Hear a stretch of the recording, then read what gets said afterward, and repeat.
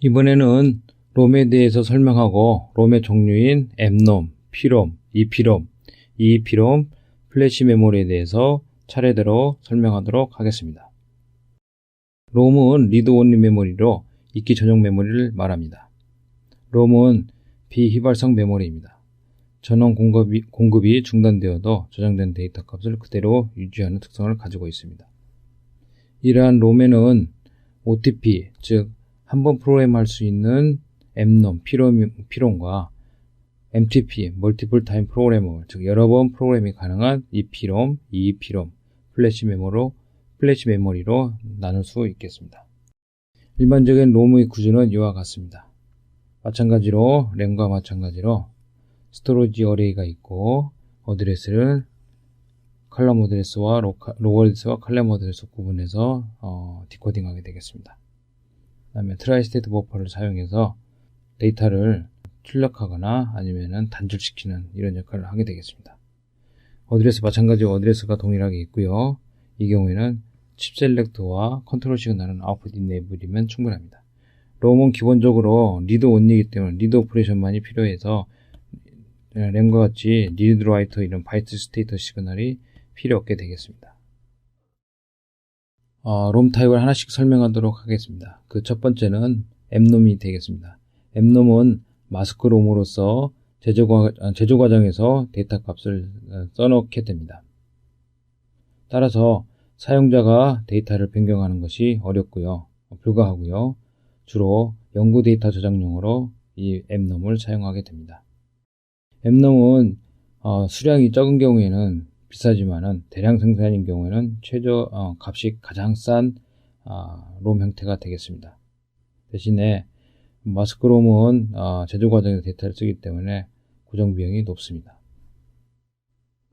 다음은 P롬, 즉 프로그래머블 롬에 대해서 설명하겠습니다.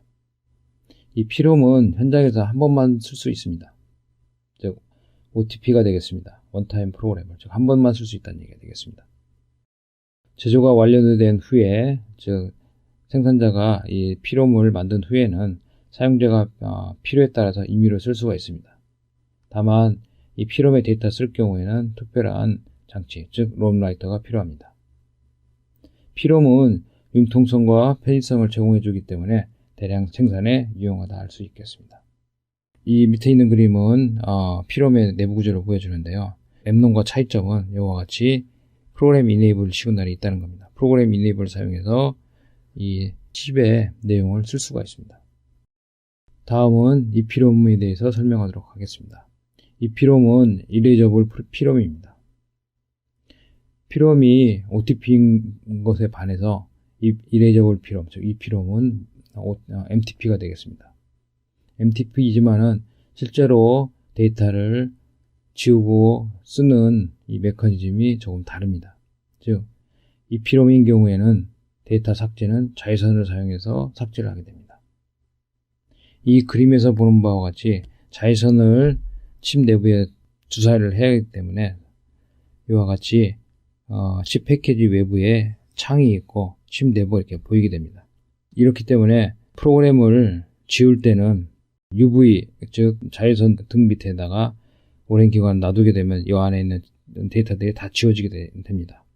지워진 다음에는 EP롬 라이터나 프로그래머를 사용해서 데이터를 다시 써넣게 되고, 데이터를 써놓은 다음에는 이와 같이 노출시켜 놓으면은 주변에 있는 자연에서 들어오는 자외선으로 데이터가 훼손될 수가 있기 때문에 이렇게 종이 스티커 같은 걸 붙여서 빛이 들어가지 않도록 이렇게 방지하고 있습니다.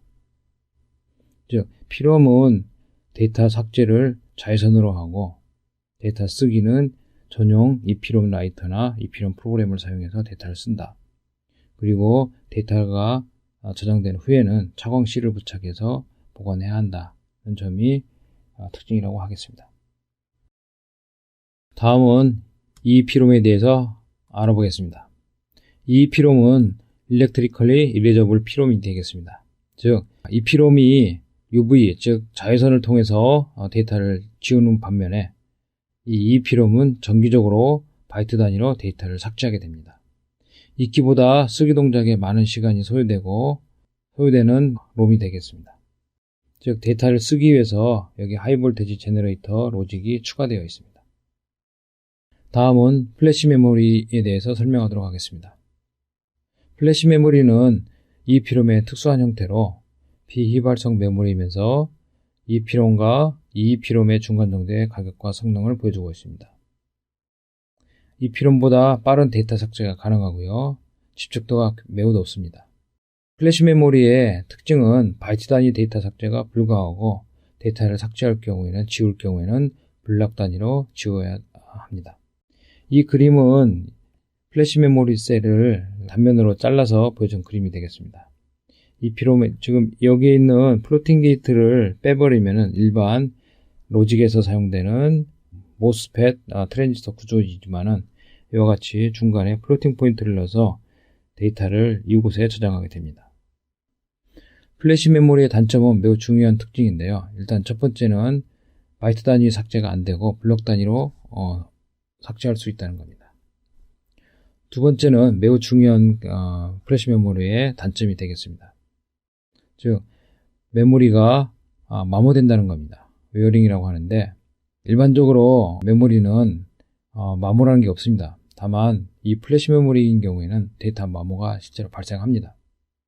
따라서 삭제한 다음에 쓰는 동작이 무한하지 않고 유한합니다.